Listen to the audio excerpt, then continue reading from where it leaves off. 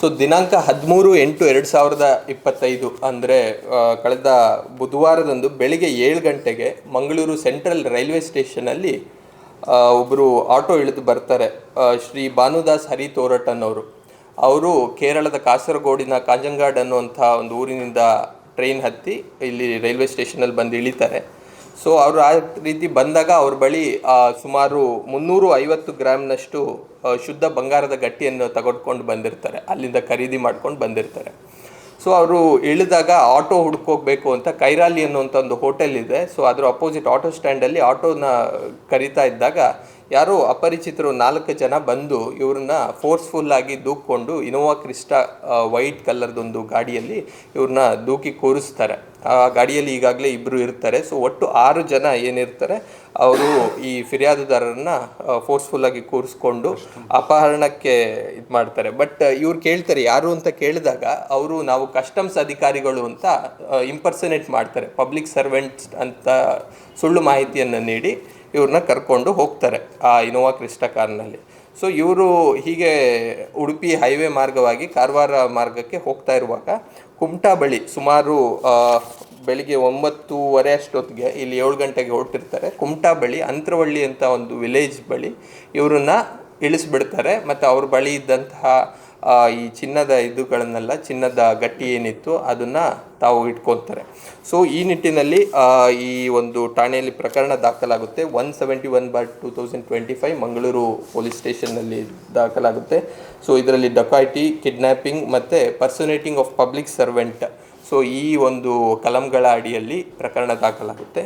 So ಈ ಪ್ರಕರಣವನ್ನು ಒಂದು 0 FIR ಕಾನ್ಸೆಪ್ಟ್ ಬಂದಿದೆ. ಸೊ ಆ ನಿಟ್ಟಿನಲ್ಲಿ ಕುಮಟಾದಲ್ಲಿ 0 FIR ಮಾಡಿ ಅದನ್ನು ನಮ್ಮಲ್ಲಿಗೆ ವರ್ಗಾವಣೆ ಮಾಡ್ತಾರೆ ಆ ಒಂದು FIRನ. ಸೊ ಅದಾದ ನಂತರ ನಮ್ಮ ಮಂಗಳೂರು ಪೊಲೀಸರು ಇದರ ಪ್ರಕರಣವನ್ನು ಪತ್ತೆ ಹಚ್ಚಕ್ಕೆ, ಆರೋಪಿಗಳನ್ನು ಪತ್ತೆ ಹಚ್ಚಕ್ಕೆ ಮುಂದಾಗ್ತಾರೆ.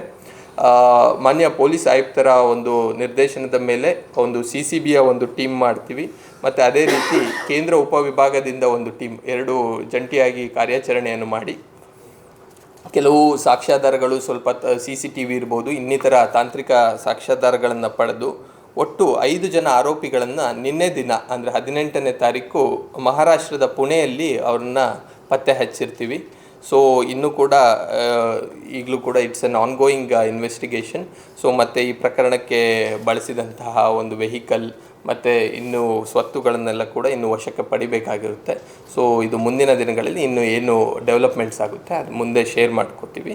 ಸೊ ಇದೊಂದು ಮುಖ್ಯವಾದ ಪ್ರಕರಣ, ಇತ್ತೀಚೆಗೆ ಕೆಲವೇ ದಿನಗಳಲ್ಲಿ ಭೇದಿಸಿದಂತಹ ಒಂದು ಪ್ರಕರಣ ಅಂತ ಹೇಳಿ. ಆ್ಯಕ್ಚುಲಿ ನಿನ್ನೆ ಸಂಜೆ ನಮಗೆ ಅಲ್ಲಿ ಸಿಕ್ಕಿದ್ದಾರೆ ಪುಣೆಯಲ್ಲಿ. ಇವಾಗ ಪ್ರೊಸೀಜರ್ ಆಗ್ತಾ ಇದೆ. ಸೊ ನಿನ್ನೆ ಸಂಜೆ ಅಂತದ್ದು ಅವರು ಒಟ್ಟು 6 ಜನ ಅಂತ ನಮಗೆ ಮಾಹಿತಿ ಸಿಕ್ಕಿದೆ. ಅದರಲ್ಲೇ ಒಬ್ಬ ಇದ್ದಾರೆ ಮತ್ತು ಅವ್ರಿಗೆ ಹೆಲ್ಪ್ ಮಾಡಿದವರು ಕೂಡ ಇದ್ದಾರೆ. ಸೊ ಅವರು ಸ್ಟೇಟ್ಮೆಂಟ್ಸ್ಗಳನ್ನು ತಗೋತಾ ಇದ್ದೀವಿ. ಅವ್ರ ಸ್ಟೇಟ್ಮೆಂಟ್ ಬೇಸಿಸ್ ಮೇಲೆ ಇದು ಮಾಡ್ತೀವಿ. ದೇ ಆರ್ ಹಿಯರ್, ಕರ್ಕೊಂಡ್ಬಂದಿದ್ದೀವಿ. ನ್ಯಾಯಾಲಯಕ್ಕೆ ಪ್ರೊಡ್ಯೂಸ್ ಮಾಡಿ ಕಸ್ಟಡಿಗೆ ತಗೊಂಡು ಮತ್ತೆ ಮುಂದಿನ ವಿಚಾರಣೆಯನ್ನು ಮುಂದುವರಿಸ್ತೀವಿ. ದರೋಡೆ ಆಗಿರೋದು ಎಲ್ಲಿದೆ ಅನ್ನೋದು ಮಾಹಿತಿ ಬಂದಿದೆ, ಇನ್ನು ರಿಕವರಿ ಆಗುತ್ತೆ.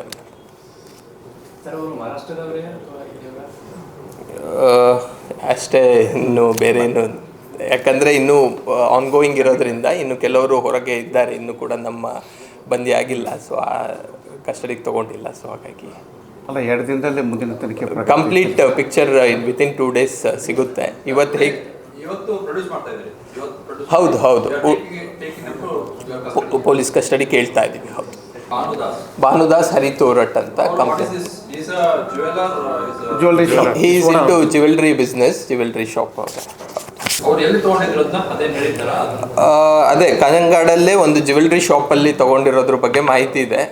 ಸೊ ಅದರ ಬೇರೆ ಸೋರ್ಸಸ್ ಏನು ಅದೆಲ್ಲ ಮುಂದಿನ ತನಿಖೆಯಲ್ಲಿ ಗೊತ್ತಾಗಬೇಕು. Solid block gold biscuit 350 gram, ಸುಮಾರು ಇವತ್ತಿನ ಮಾರುಕಟ್ಟೆ ಬೆಲೆಯಲ್ಲಿ 35 ಲಕ್ಷ ವಶಪಡಿಸ್ಕೊಂಡಿದ್ದೀವಿ ಇನ್ವಾಯ್ಸಸ್ನೆಲ್ಲ. ಇದನ್ನು ನೋಡಿದಾಗ ಇದು ಪಂಜಾಬಿಂದ ಬರ್ತಾ ಇರೋದ್ರ ಬಗ್ಗೆ ಮೇಲ್ನೋಟಕ್ಕೆ ಕಂಡು ಬಂದಿದೆ. ಜಲಂಧರ್ ಅಂತ ಹೇಳಿದ್ನಲ್ಲ, ಆ ಪ್ರದೇಶದಲ್ಲೇ ನಿಮಗೆ ತಿಳಿದಿರೋ ಹಾಗೆ ಎಲ್ಲ ಮ್ಯಾನುಫ್ಯಾಕ್ಚರಿಂಗು ಎಲ್ಲ ಅಲ್ಲೇ ಆಗೋದು. ಸೊ ಅಲ್ಲಿಂದ ಬರ್ತಾ ಇದೆ. ಇವರು ಇಲ್ಲಿ ಆರ್ಡರ್ ಕೊಡ್ತಾರೆ, ಸೊ ಅಲ್ಲಿಂದ ಕಳಿಸ್ಕೊಡ್ತಾರೆ. ಈಗ ಡಿಸ್ಟ್ರಿಬ್ಯೂಟರ್ಸ್ ಬಗ್ಗೆ ಇನ್ನೂ ಹೆಚ್ಚಿನ ಮಾಹಿತಿ ಕಲೆ ಆಗ್ತಾ ಇದ್ದೀವಿ. ಸೊ ನಾವು ಇವತ್ತು ಈಗಲೂ ಕೂಡ ನಡೀತಾ ಇದೆ ಸೀಶರ್ ಪ್ರೊಸೆಸ್